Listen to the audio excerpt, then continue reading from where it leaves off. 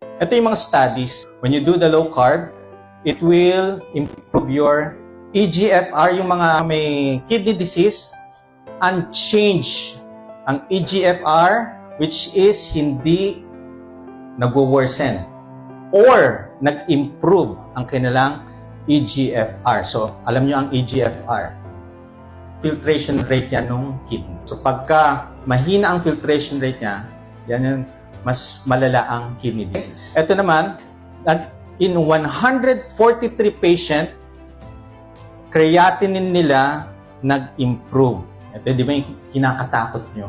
Pag mataas ang CREA, 1,900, or sabihin natin yung 7, 8, or 9, ang taas. Yun natatakot na tayo for dialysis. But may studies po, when you do the low carb, it will improve your CREA.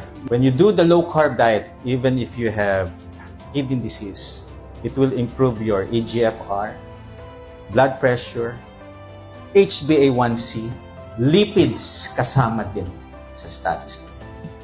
Habang dumadami yung mga doktor na maniniwala, because nakakarinig na ako na nag-a-advise ng mga doktor na mag-low carb. So meron sila nakikita, okay, na improvement.